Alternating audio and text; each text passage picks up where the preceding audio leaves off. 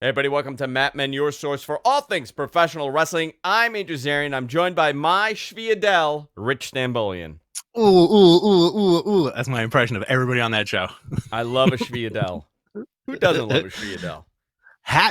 Again, I know we're not doing Matt Pranos this week, Yeah. but I do think that half of the shit that they talk about on that show, I had no idea about. I had to look it up, like after watching a bunch of stuff. I didn't know what Schwuly Dell was. What do you mean you didn't get any Shviadel? Perfect. Guys, so next week, let's pay the bills a little bit here before. Next week, Rich and I are going to be doing something pretty different. We're going to do something called Matt Pranos, and this will be on Patreon. So we'll release the first episode, obviously, for everybody. Well, we're going to put this behind Patreon, and it's going to be Rich and myself watching an episode of The Sopranos and pretty much describing, what we're going to do. We're going to watch the episode prior. So we're going to have our notes, and then we're going to watch it and go through an entire episode of The Sopranos with you guys. And we're just going to pick random episodes. There's going to be no sense made as far as if you've watched it or not. We're just going to bounce around and pick our favorite episodes. Rich has picked, I think for next week, you want to do this one? Season 3, episode 9. The great... Telltale... what's the name of it? Sorry. The Telltale Moozadel. Telltale Mozzarella? Is that what it is? Moozadel. Oh, Moozadel. So we're going to watch that. I watched that already this week. So Rich and I were a little confused as to how we're going to do this. I ended up watching it. Rich didn't. So we're going to watch. He's going to watch it. I'll watch it again just so it's on my mind. But it has one of the greatest lines in any show ever. And this is why The Sopranos is a comedy. An old man that owns a pizzeria says, "My pizza never hurt nobody." Greatest line ever. So we're going to do that next week on Patreon right after this show. But this week, holy moly, Rich, so much wrestling, so much great wrestling. We're going to talk about the pay-per-view. Obviously, AEW Double or Nothing took place on Sunday.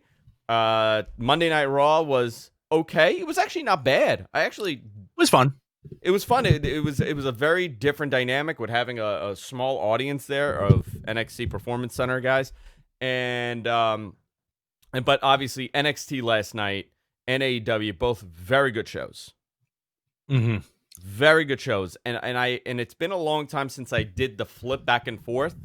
That to me, generally, and I don't know for you, Rich, and you tell me, if I'm doing the flip back and forth, that's a big deal, right? If you're going back and forth between the channel and you're really invested on both products, like that main event, I don't know which one to watch. Yeah, that was a tough call. Also, like, I think that's a testament because you got like a family, you have like a bunch of kids running around. So for something to retain your attention that much that you're like, I need to see what's on both of these channels while ignoring everything, I think that's a testament to how good NXT and AEW pretty much are, right? Yeah, it was phenomenal. So let's run down really quickly. I don't want to spend too much time on Double or Nothing. I got to tell you, I know people are going to be upset with this. I thought Double or Nothing was not a good show. I did not love it. Really? I did not love Double or Nothing. And once we go through it, I'll explain why. I had a lot of issues with this pay-per-view. And I thought initially it was just me turning sour during the live watch-along. Because it's stressful. The watch-along is very stressful for me. I got phone calls. I got you. I got MG Geek.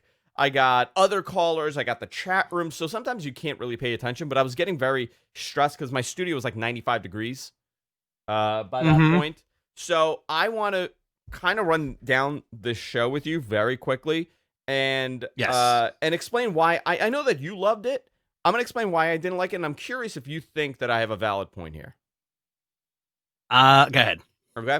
So, I don't know if you have it pulled up in front of you, but let's go through. Obviously, we're going to do this quick. Best Friends versus Private Party in that opening match.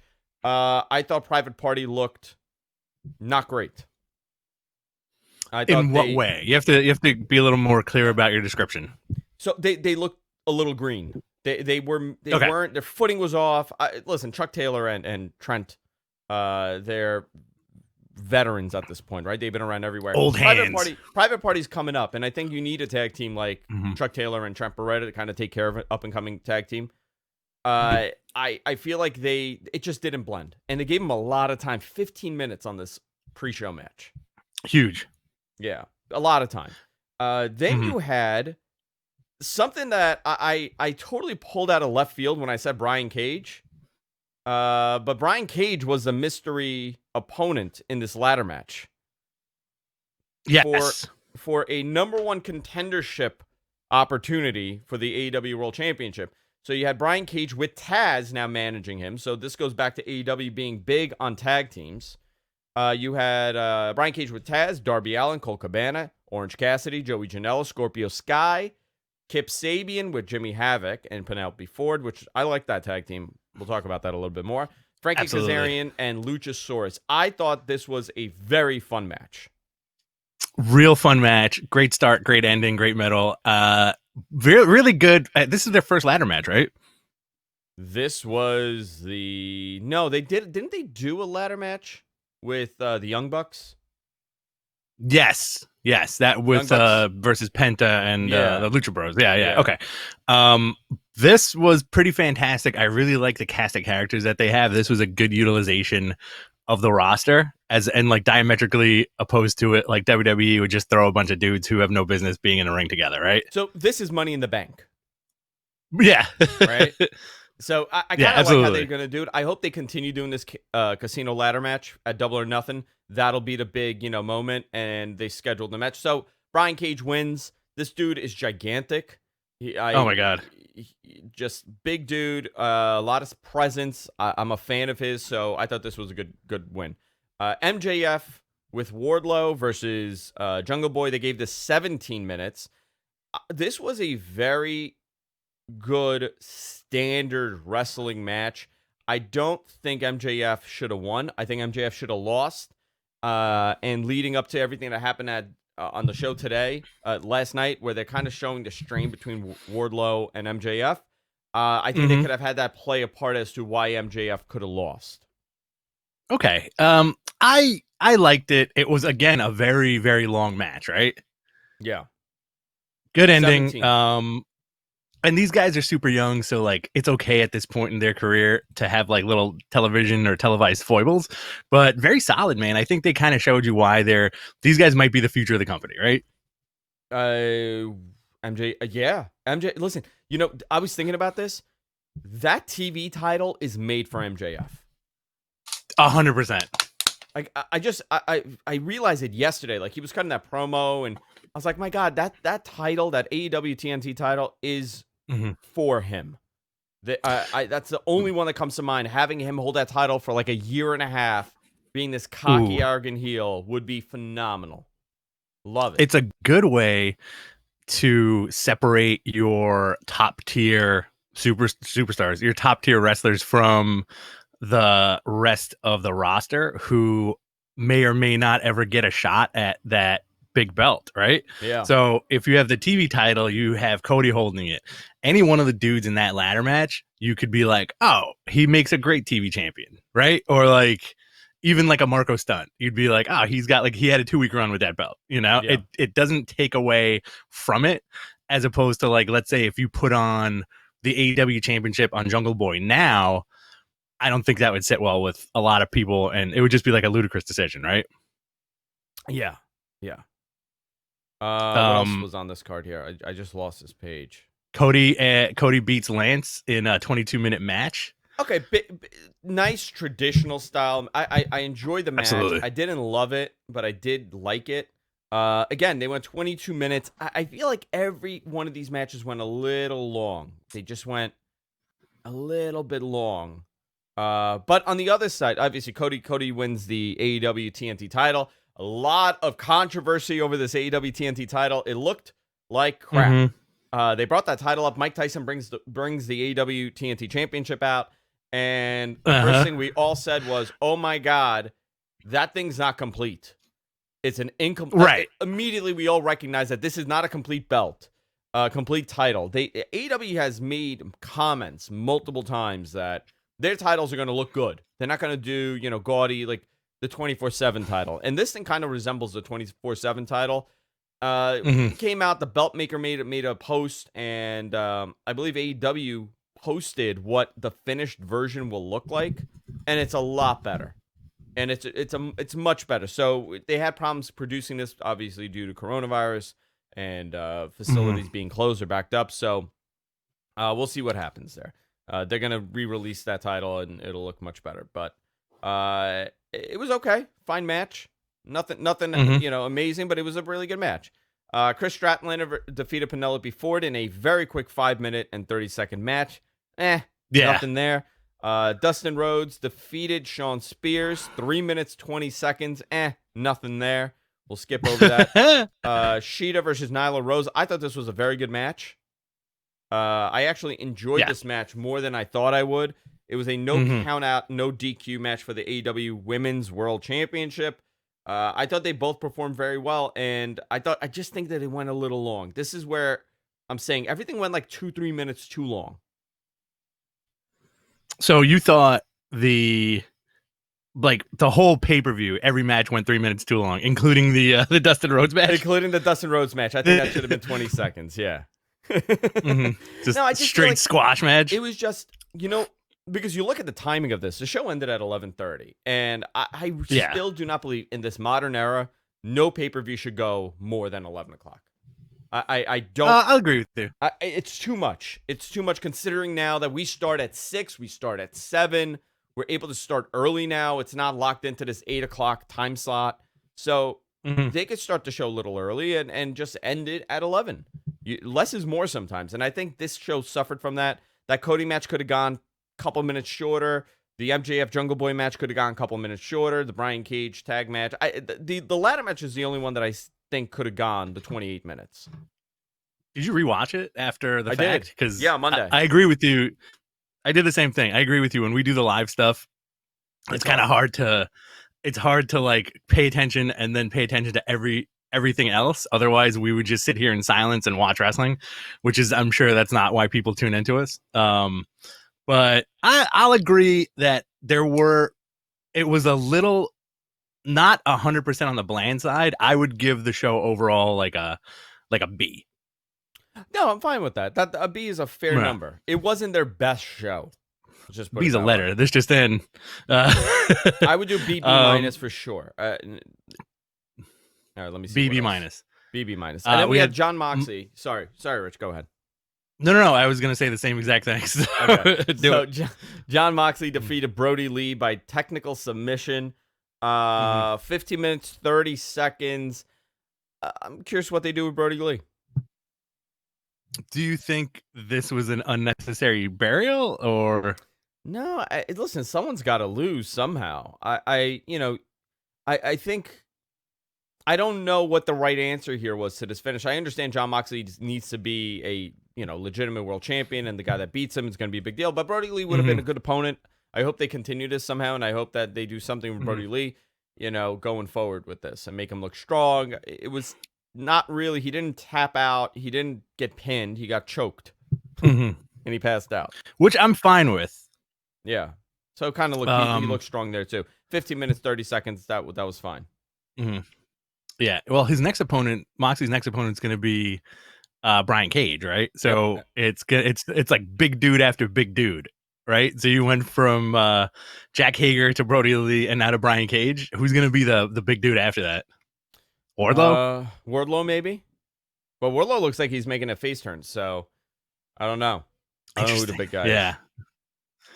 Then we have the main event. I would love to see Luchasaurus and him. They probably have fun in that match. We have the main event here, which is a Stadium Stampede match. This was total chaos. It was just insanity in the match. Matt Hardy and the Elite, which consists of Adam Page, Kenny Omega, Matt Jackson, and Nick Jackson, defeated the Inner Circle, Chris Jericho, Jake Hager, Sammy Guevara, Santana, and Ortiz. I enjoyed this match. Again, a little too long, 100%. But it's fine. I really enjoyed this match. It was a lot of fun. You know what I was thinking? Please. Does Matt Hardy make any sense in this? No, but okay. I think that's what makes sense. I think I'm gonna say something without saying it, and you're gonna read my mind because we've been in love with each other for these many years, and we know each other so well. Who makes sense better than Matt Hardy in this? That could have possibly debuted in this spot. in AEW. As far as a singles competitor goes, A singles competitor goes, that probably makes more sense in this match.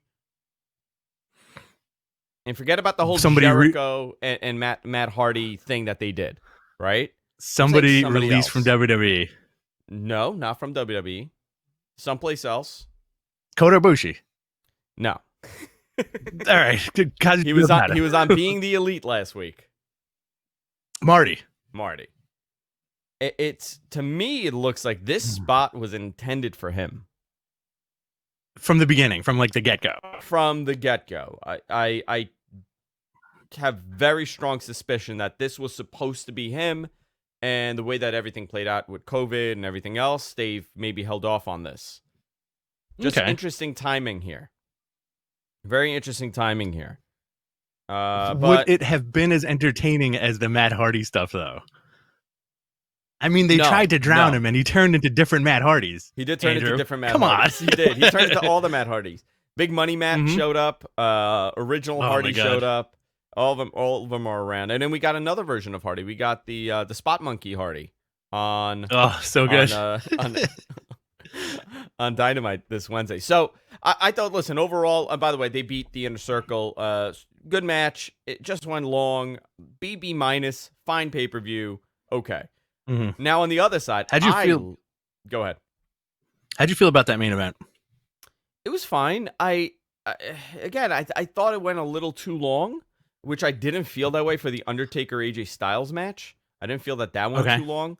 But I also feel that way because that show ended at like 10 o'clock, and this show ended at 11:30. So if this was the ending at like 10:30, how would I have felt? I don't know. So you were done pretty much as soon as the main event started. I was done. Yeah, absolutely.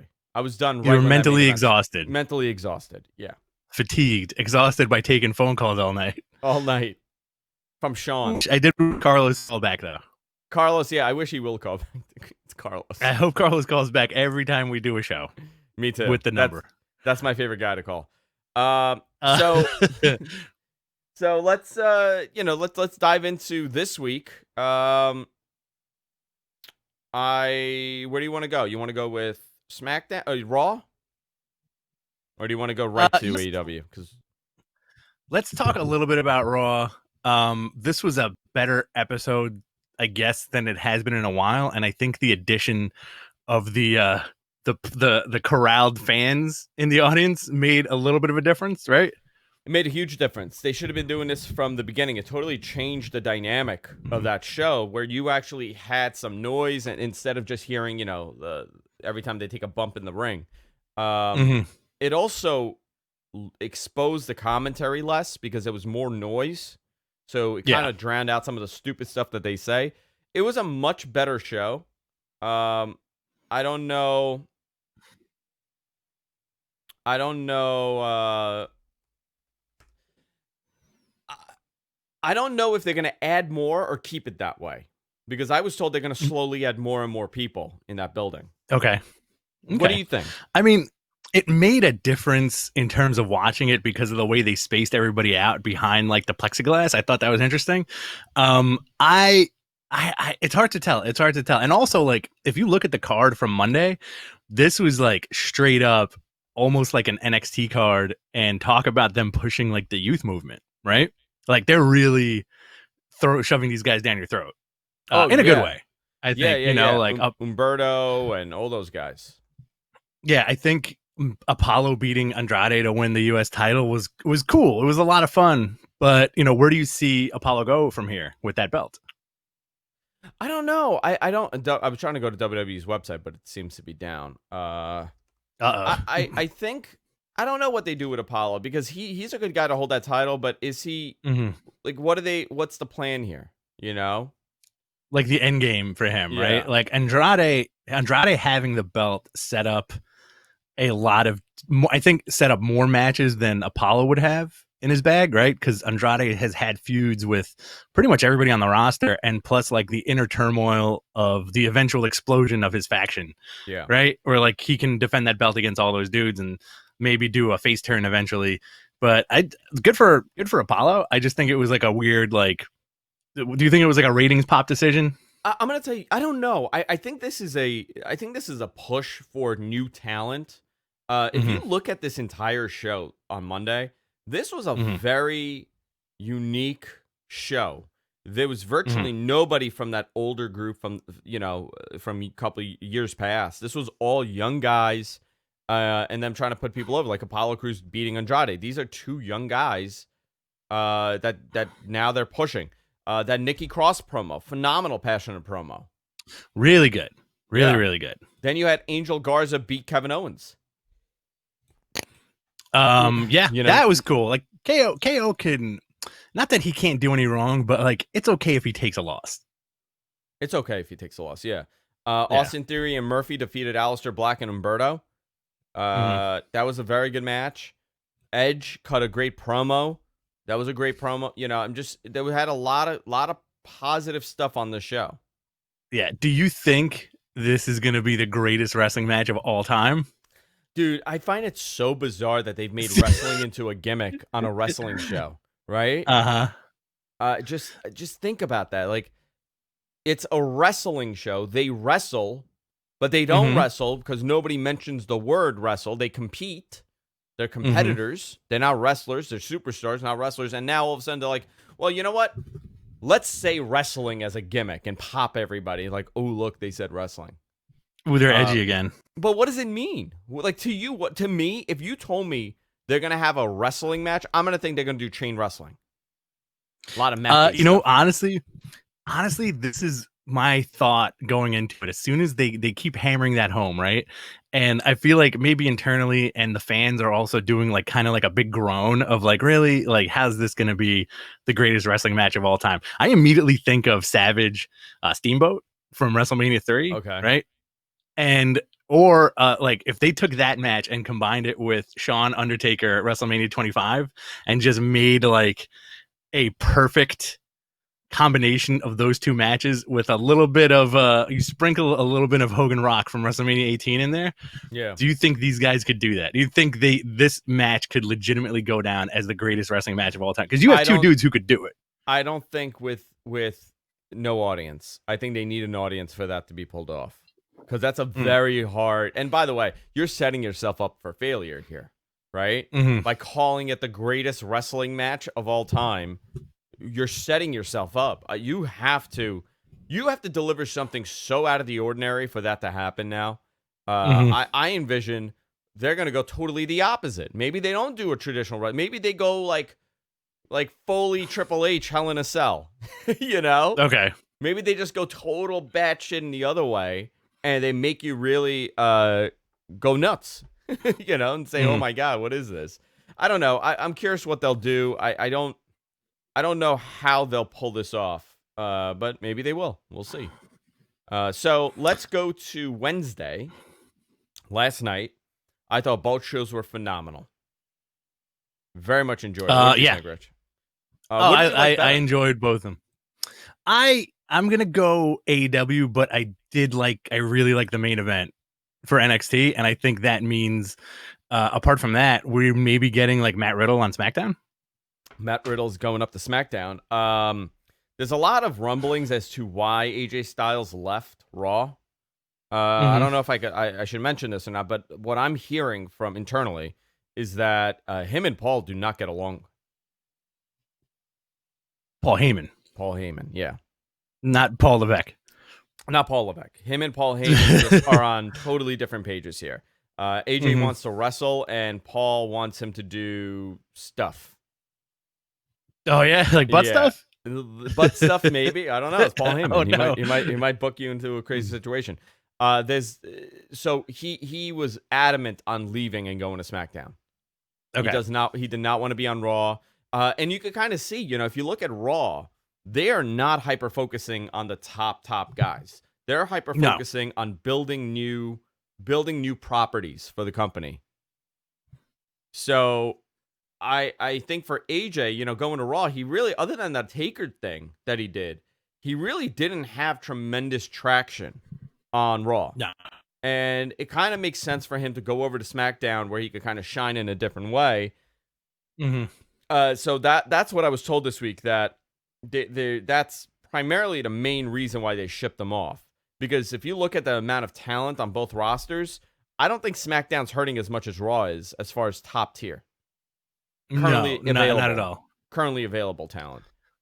Yeah, I agree with you 100% on that. Maybe he's pissed off that his boys got fired. Listen, I'm sure he's not thrilled about it.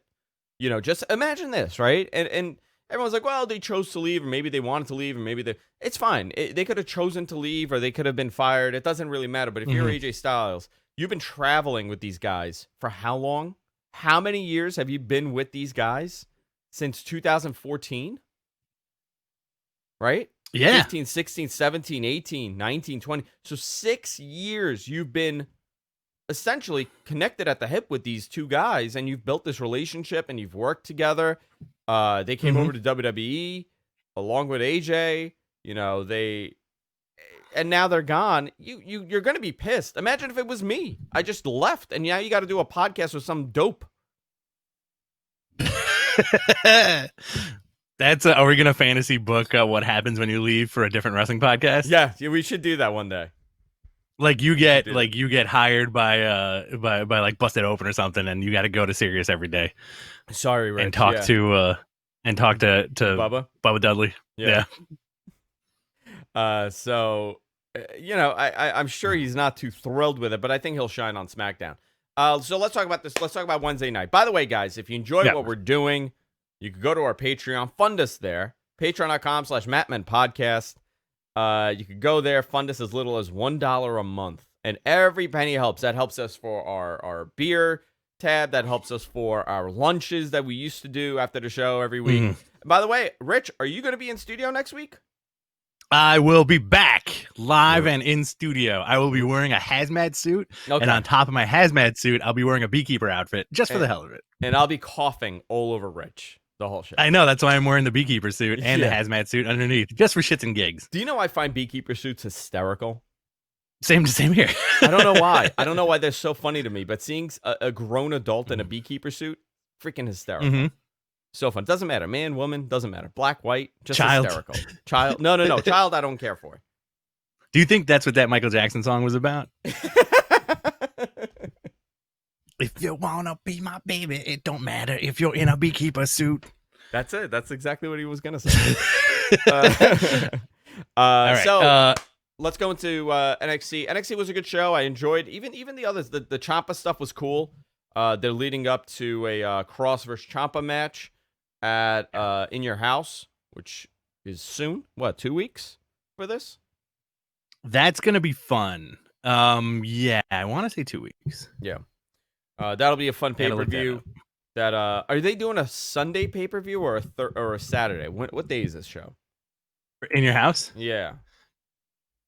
Let me look that up real quick. I want to find this. Is it something like the TV show In Your House June came 7th. up? That's a Sunday. That's it's next Sunday. It's next Sunday. Yeah, next Sunday. Wow, sucks. I hate pay-per-views on a Sunday. Well, this is going to be a quick one. So if we do a watch along, it'll probably be over by like 10:30. Yeah, definitely. So that show's shaping up right now. We have a bunch of matches. We have Tommaso Ciampa versus Karrion Kross with Scarlett in a singles match. I think Kross needs to go over in this. Okay. Which I'm just gonna run down what we have. I don't even want to dwell on it. Charlotte Flair, Rhea Ripley, Io Shirai for the NXT Women's Championship. We got Finn Balor, Damian Priest, another fun match. Adam Cole versus Velveteen Dream. I'm not even going to go into the Dream stuff, but there's a lot going on with that situation. Adam Cole definitely, I think, is going to keep this. And then Keith Lee and Johnny Gargano for the NXT North American Championship. I don't know if they're going to add any more matches to this, but they are strong lineup. I'm excited to see all these matches. There's not one match I don't want to see. Probably the least match I'm interested in is probably Finn Balor, Damian Priest, right? You know what? I'm oddly going to agree with that. And again, it's not a knock on either of those guys. It's just like a weird, like thing. Did Finn Balor cool off for you a lot? I don't think he was gonna cool off if they had done the Walter stuff. I think he would have been still pretty hot. I'm not counting anybody cooling off as a negative right now with everything going on. Okay. I feel like when the crowd comes back in a full capacity, they're gonna be hot for everything. I agree with that. Okay, cool, fair assessment. Everybody will balance out. It's hard. Like look on the Raw side, right? Look at Drew. This guy was white hot after eliminating Brock Lesnar. Oh, and yeah. And if they had done this, if everything had gone to plan, and this is one of the few times you cannot blame WWE for screwing something up, had nothing to do with them. Can you imagine how that reaction to him beating Brock at WrestleMania would have been? Oh, forget it. It would have been great. They need to keep the belt on this guy until they have at least several pay-per-views that this dude can walk around with that belt on and get that crowd pop. If he's denied that crowd pop, I think it would be one of the biggest shames in like modern wrestling history. Yeah. No, absolutely. It's listen, we're going to remember this. We're going to look back at this and say, my God, what could have been? I just hope once the crowd comes back, they book him super strong. Make him into it's, I was talking to someone there at WWE, and they said this one thing. He goes, you know what our suggestion is every time we want to get someone super hot? Have them come out and destroy everybody. Top to bottom. Like have Drew, you want to reinvent Drew? Have him pissed off, have him lose with like a roll up or something, right? Next week it comes out, he's a freaking maniac. And you continue this for weeks where he's just destroying everybody, top to bottom, because he wants to get his hands on the guy that beat him, or he wants to get his hands on the guy that cost him the loss. Right. Make him lose his mind, and then you build him up into this big thing. Every time they suggest that, they're told that that's a old way of booking. But it works. That's like a weird thing. Remember, was it like 2 or 3 years ago where they did that exact thing with The Miz, and it worked. And this dude, for like 2 or 3 weeks straight, this guy was cleaning house. And I remember both of us doing the show and being like, we never thought we'd cheer for Miz cleaning house whenever he comes out and just beating the crap out of everybody. Yeah. I mean, it's a very, listen, wrestling is so simple. It's simple, but it's complicated, but it's, in the core, it's so simple. You don't want to see the guys that you like losing, right? So when they do lose, you have to mean it means something. But when they win, it has to mean even more. It's 100%. It's not rocket science. And right now, again, I'm going backwards, but right now I can't blame them for anything. NXT, this card looks great. I hope they fill it up with more people in the Performance Center. It looks like I just got a message from somebody that's listening. He said the intention is to add more and more people little by little.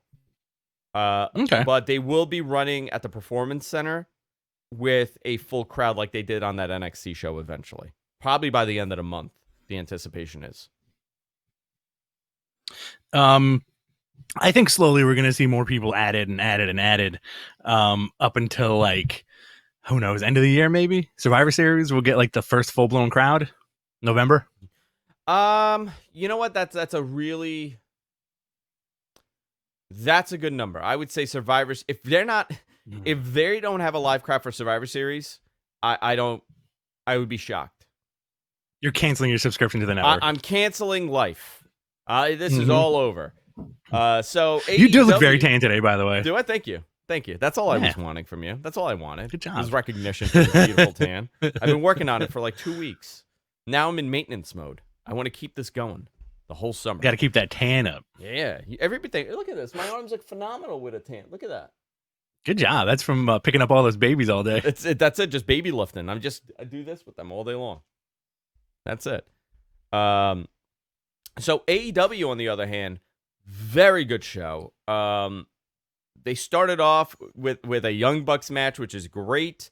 It was Young Bucks versus what was it? Butcher and the Blade, right?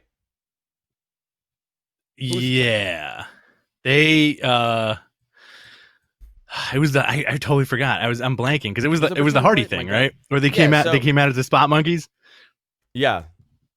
So the match is happening. I forgot. My God, my brain just stopped. I can't remember who they faced. Someone in the chat room. Jesus. Who did they face, guys? Come on. It's embarrassing.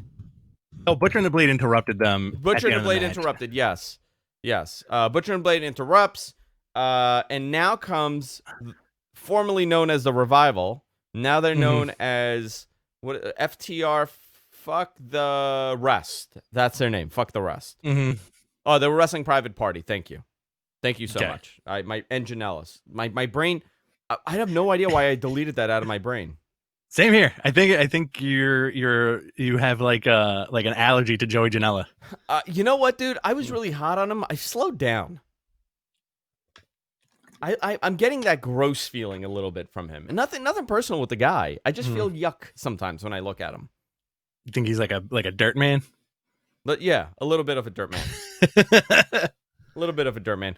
Okay, so Matt Hardy comes out. Old school jobber Matt Hardy, by the way. That old school early 90s preliminary match Matt Hardy. Pre-Hardy Boys Matt Hardy.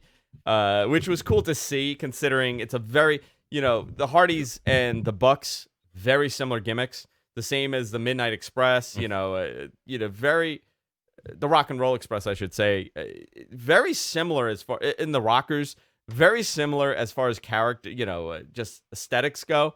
So it was cool to see him tag up with them because they're the next incarnation of the Hardys, essentially. So here comes FTR for the save. The Hardys, the Bucks get up, they go to shake their hand, they turn their back, and they leave. So this is going to be an ongoing program. This match should not happen now. No. That you save this for a pay-per-view, right? This match should not even happen at Fyter Festival. It needs to happen at their next big pay-per-view, which is All Out. Yeah. In September. I would hold off and happen at All Out. There's no... I don't make that mistake. And hold off for this so there's a crowd. You don't need to do this. So All Out is when is that? In September, correct? Labor Day? I believe so, yeah.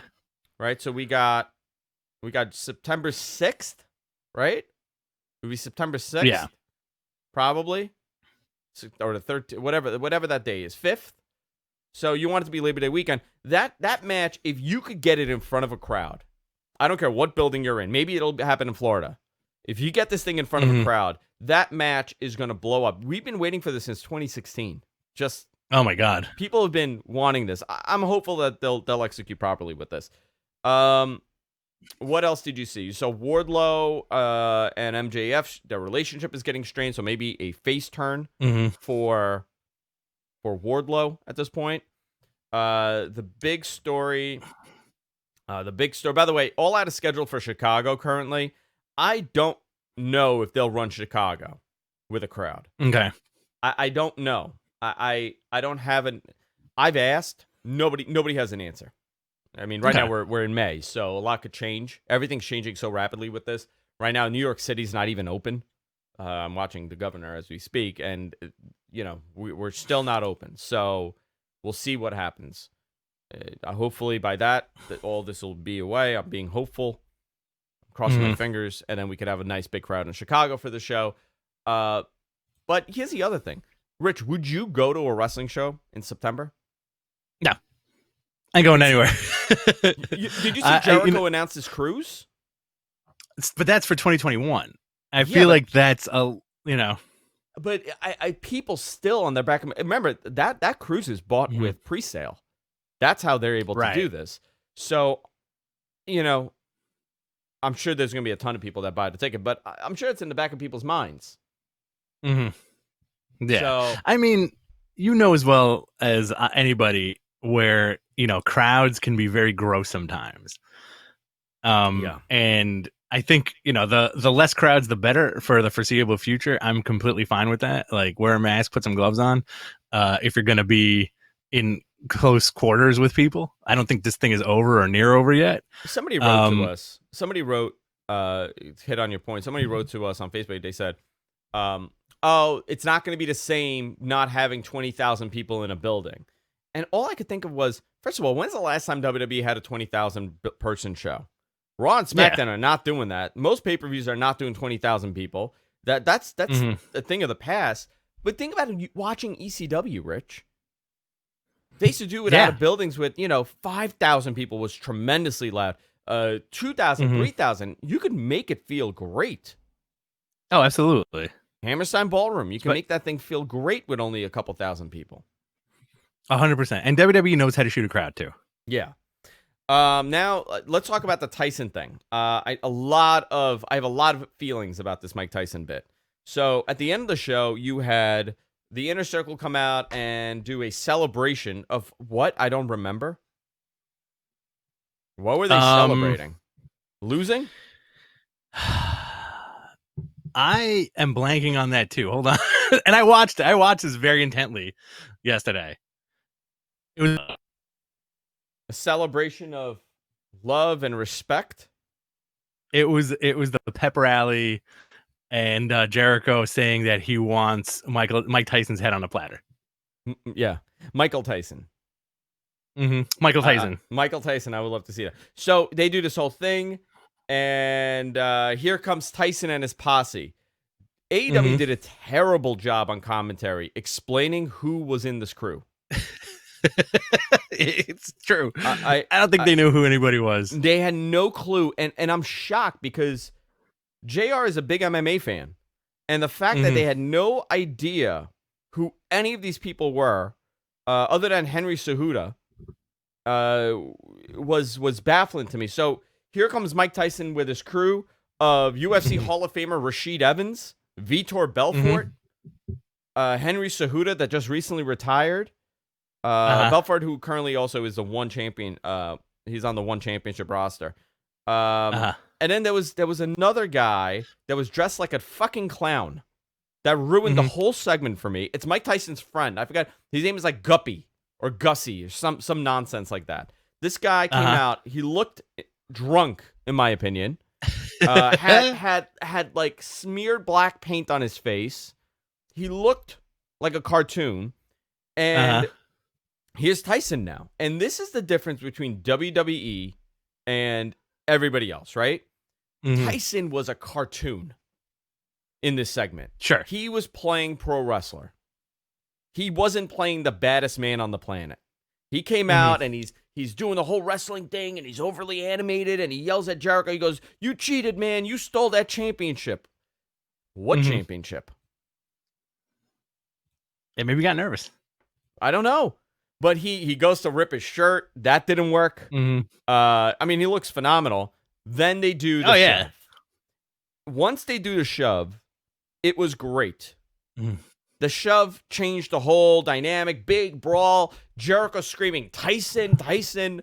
I think it was, you have a whole theory. He wasn't even looking for Mike Tyson. He was looking for Tyson Smith. Kenny Omega? Yeah, he was looking for Tyson Smith, Kenny Omega, yeah. Apparently, he was referring to the segment from 10 years ago when Tyson was screaming, "You stole the championship." So, I mean, that was, I don't know, but I thought the pull apart and all that stuff was cool. When Tyson got serious, it looked so much better. This is the difference between WWE and everybody else. WWE would have told him, "Dude, don't talk. Shut the F up. Look scary. Look intimidating. Look like you're going to rip his head off. Let him be the cartoon. You be the baddest man on the planet." Just imagine if they had done, essentially this was an homage to the Austin Tyson skit, right? That's all this was. Right. The locker room clears out. Everybody's a full brawl. They're separating. They're doing this whole thing. I love that. I did not like the interaction. What did you think? It was fine. I think whenever you put a person who's not known for pro wrestling in a pro wrestling ring, it's not going to go as planned. And I think it was fine for what it was. I enjoyed it. I think that's like a weird, interesting like feuds now. Is the Inner Circle going to feud with like MMA guys? Is the Inner Circle going to feud with? I guess so. I mean, they got to do something, right? This can't just end. You have to get Tyson and Jericho now. There's no question about it. How do you not do it? Obviously, they'll do some sort of weird tag match. They'll have Tyson teamed up with. I don't even know who you could team him up with. Seriously, you could have. I don't know. What you'll end up doing is have Tyson, get the hot tag, do one knockout punch, and that's it. That's fine. Okay, put it on TV. You don't have to wait till a pay-per-view. You got to put it on TV now while this is hot. Okay, sure. Tyson's all over the news. This is the moment to pick this up. Do it now and get it over with. I think it's cool. I think it's cool that Tyson had a posse of MMA fighters. Tyson and Cody, maybe you do? Like a tag, Tyson Cody versus Jericho and Jack Hager? Yeah, I don't know. Yeah, something. You're going to have to do something. So I thought the pull apart was great. I thought it was a great way to end the show. It got a lot of mainstream coverage all over the news, ESPN. Every news group is picking up Tyson got into the brawl with Jericho. Great stuff. Just a little bit more coaching on Tyson. That's all you got to do. He did look like he was falling asleep on Saturday night. He did. He was tired. He was tired, man. Listen, can you do your Tyson impression? Listen, I can't. So I'm sitting here. I'm looking at the title belt. I said, "Fuck you, title belt." Oh my god. Fuck you, title belt. Your Tyson is. I think when you start drifting, it turns into Dusty. If I drink, I could do a good one. Right now, it's just drifting into Dusty. Everything just drifts into Dusty Roads. My whole conversation just drifts into Dusty Roads. Sometimes I'm just telling like, Jess, do me a favor, get the water for me, baby. Get some water. I'm excited about this. I enjoy Tyson. I think he's a fun character, and I think he always has been. And bonkers, now that he's gearing up, he's so bonkers, and he's getting in such great shape for his comeback.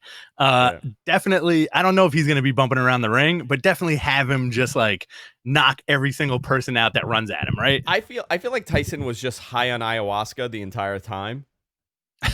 I feel like he was just hallucinating the whole thing. I'm having a trip. Listen, I took some ayahuasca from some guy. All I see is Don King's head flying around everywhere. Am I living in my nightmare or in my wildest dream? So those are two really good shows. Really much liked it. Guys, we're approaching our Q&A segment here on the show. If you're in the chat room, send us your questions. We're going to do our best to answer. It could be anything from current wrestling to past wrestling. Any questions you have regarding professional wrestling, Rich and I will do our best to answer them here in the chat room. Bachelor 3000 says, the lisp is too sassy. I got to work on it. I got to work on my tough guy lisp.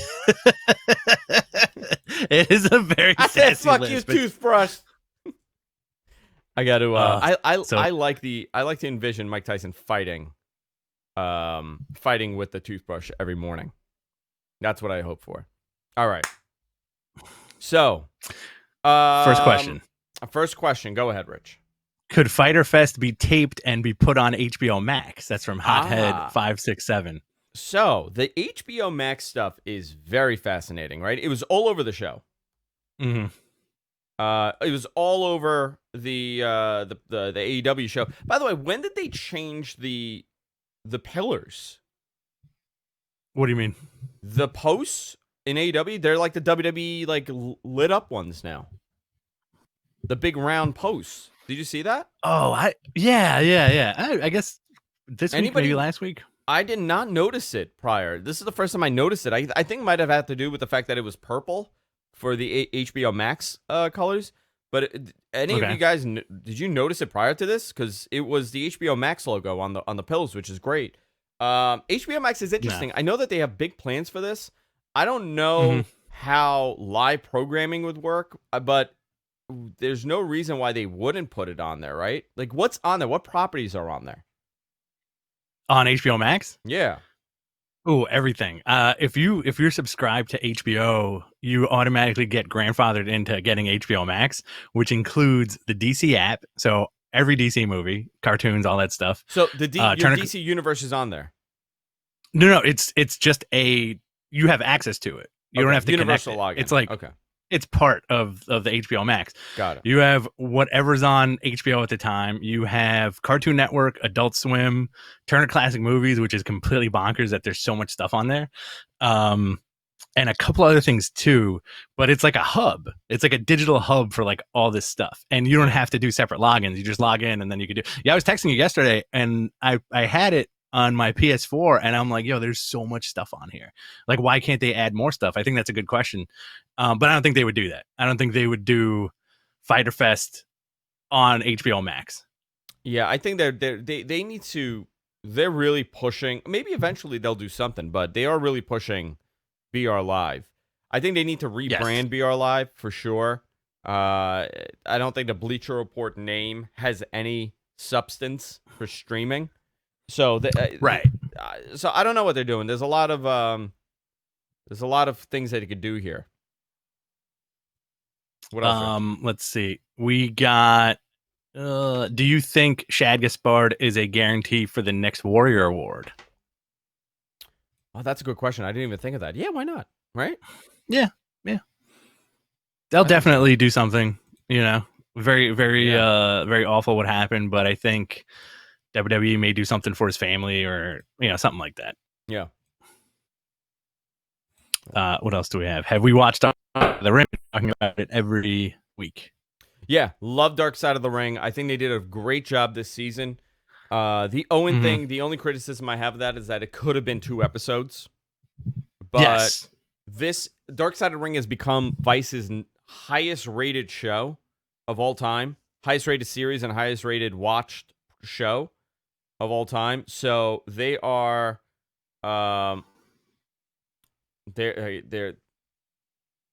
they're doing a good job with it. I'm curious next season what they could cover. Obviously, Eddie is something they could cover. The steroid trial is something that could be a 2-parter, big story there. Maybe the fall of WCW they could do. I'm just trying to think what are some of the big, Plane Ride from Hell is a great story. Oh, that would be so good. But would they be able to get anybody involved in that is not tied to a Legends deal? Oh, who can they have? Yeah, that's a big problem. Who's accessible? I mean, they could have a bunch of people, right? They could have all the AEW guys. Arn Anderson can talk about something. Bret Hart will probably talk. They could do so much. So I'm not that concerned with finding the talent, but what's going to be an interesting story, Is there anything from ECW or WCW that you've thought about that you'd like to see a Dark Side of the Ring of? All of ECW. There's so much with ECW. I think the fall of WCW, like the whole thing that's based off of this book. Well, not the death of WCW. I was trying to find my guy Evans book actually. No, I know. I thought it would be funny if you just accidentally knocked everything over behind you. Knocked it all over. I think they could do a lot with that. I think the ending of WCW could do well. I think the drugs, that story, the drug abuse of the 80s to 90s, that's a big story that they could tell. There's a lot. There's a lot that they could pick from here. Tremendous amount that they could pick from here. And then, The Undertaker. What do you think of the Undertaker documentary? I really enjoy it. I do think that last episode was like a little bit of filler though. Because I feel like that was just it was the history between Shawn Michaels, him, and Triple H. I think that was like a lot of fun filler where it's like everybody knows. I would say like 3/4 of that episode everybody knew about, right? You didn't really get like a mind-blowing revelation during the course of that, but it was sweet to see the behind-the-scenes stuff. And I think next week's episode this coming Sunday's episode may be the Goldberg Saudi Arabia thing. Oh, yeah. Yeah, because that was an utter disaster. Right. And they touched on that in the last few episodes, saying if he goes out there like once or twice a year and he feels like he screwed it up, he's going to work harder to redeem himself. So like, I think going by that, I think that Goldberg match probably messed with him like a great deal. It's also weird to see him as a regular guy, right? It's really strange to see him as a regular guy, which is fine, but I think the documentary is great. You're getting this insight of him without the gimmick, but all I could see is this guy doesn't want to stop. He just wants to keep doing this. Like he loves this business. Guy loves the razzling. He loves the wrestling, man. I truly believe. I'm the more I watch him, the more I realize that he's probably my favorite wrestler of all time.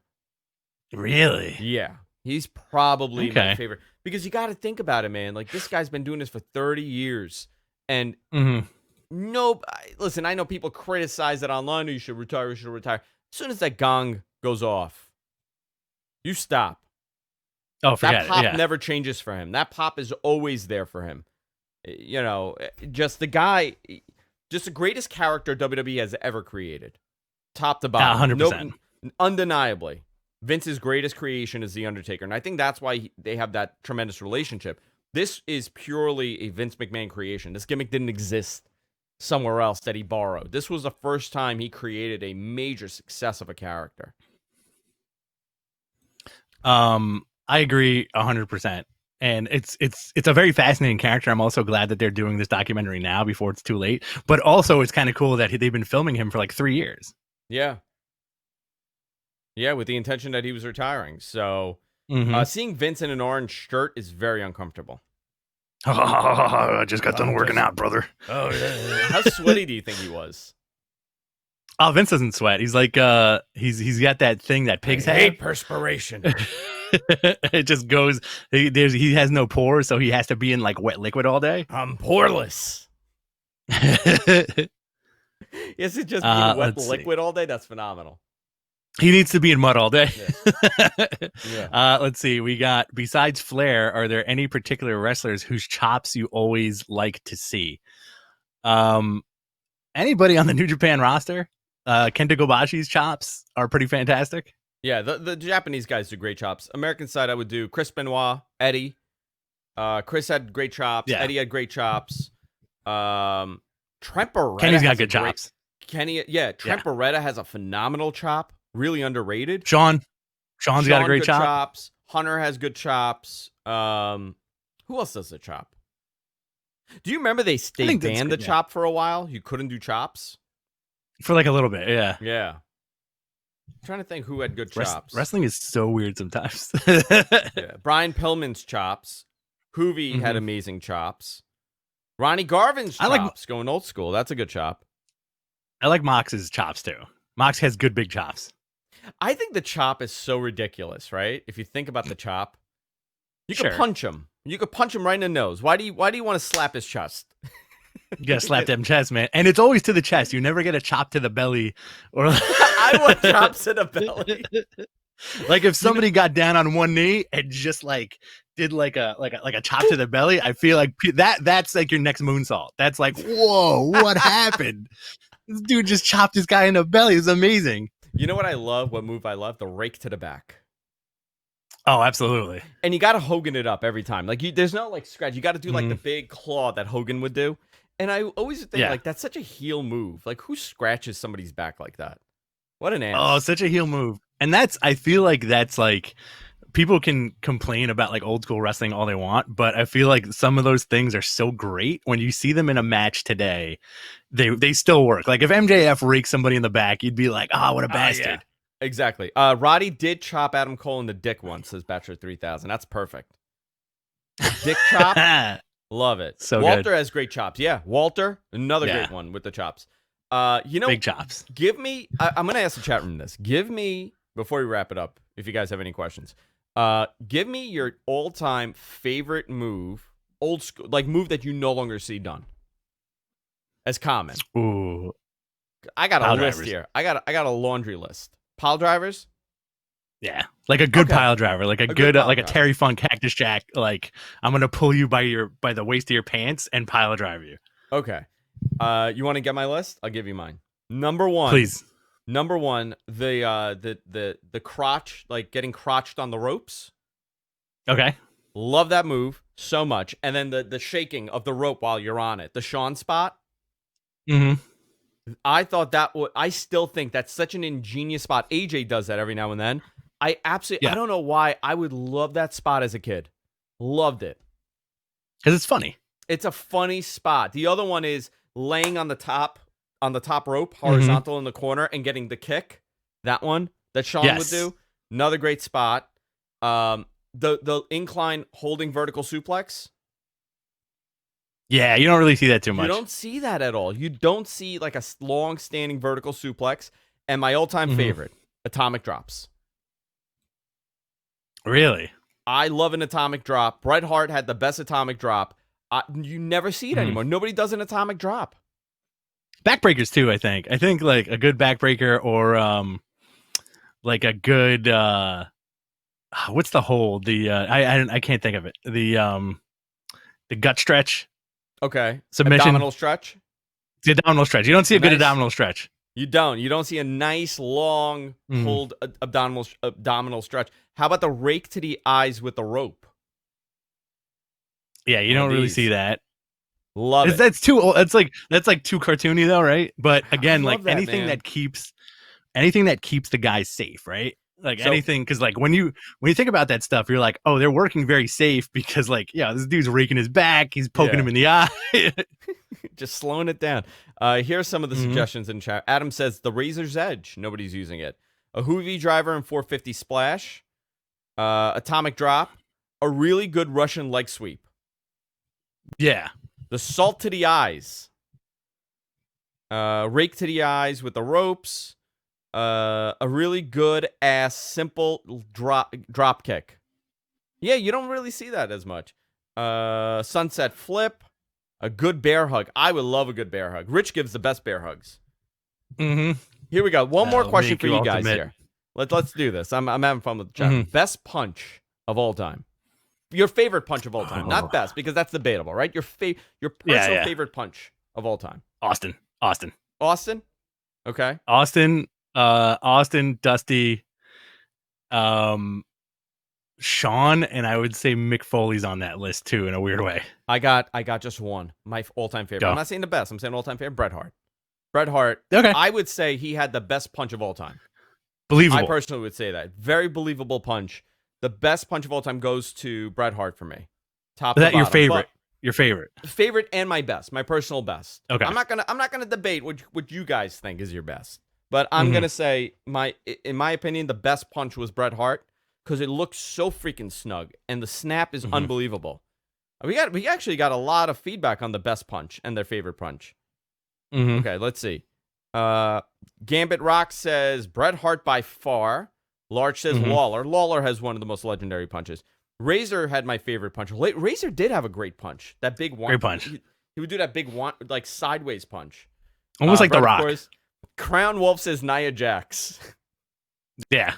Great shoot punch. Chuck Palumbo, Bubba Ray, Jeff Jarrett has a great punch. Bruno's punch was like a big wound up. Haymaker. So who's your in your opinion the best? Austin? My favorite is definitely Austin because it was so outlandish. Yeah, Austin had a good punch too. And so fast. Rock has the worst punches. People don't realize how bad The Rock's punches were. Very soft. They always look like he was punching with marshmallows. That's my Rock punching. You ready? You ready for this? Yeah. Always this. We need to call a doctor. What Why? are you doing? You're getting electrified. That's why. Yeah, we're all getting electrified. Yeah. Savage. Good Savage. Yeah. Yeah. Razor inspired The Rock's punches, by the way. Yeah, I'm sure. Big sideways punch. Yeah, I think that's it. We're ready? You want to wrap it up? I'm ready. All right, boys and girls. That's it for this week. Had a tremendous time with you guys. Rich and I are going to be back next week with another show. I think maybe, do you want to do a call-in show next week also? Yes, let's try to get that going on. When do you want to do it? When I could get a call screener. I got to see the schedule when I could get MG Geek to maybe screen the calls, and I got to figure out how the call screening works totally. But we're going to do something a little different to the podcasting world. We're going to do a very traditional radio style show. We're going to have segments, and then we're going to open the lines, and you guys are going to call in. We're going to do a whole thing here, and then we're going to pitch it to all the top radio stations in the world.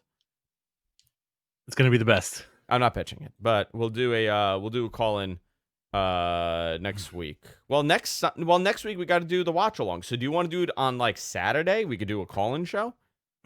Sure. Next Thursday I'm going to be with you in studio. Next Thursday you're here with me in studio. We'll do the regular show. And then we'll do some Matt Pranos, and then we'll get a bite to eat. Okay, let's do that. We could grill couple in of the beer backyard. skis. Yeah, a couple of We beer can do that skis, too. hang That'd be out. a Yeah, great let's do idea. it. Let's do it. All right, guys. We'll see you all next week. Remember, go to our website, gfknetwork.com. Subscribe to us. We're everywhere podcasts are available. You hitting that like button, you hitting the subscribe button helps us out unbelievably. Every time you hit subscribe, it gets us closer to our goal for the end of the year for subscribers. I think we're almost at 4,000. I think we're at 4,000. We're almost at 4,000. So I want to hit 4,000 on YouTube, and I want to get going. I want to move forward with it. All right, guys, that's it for this week. See you next time. Take care.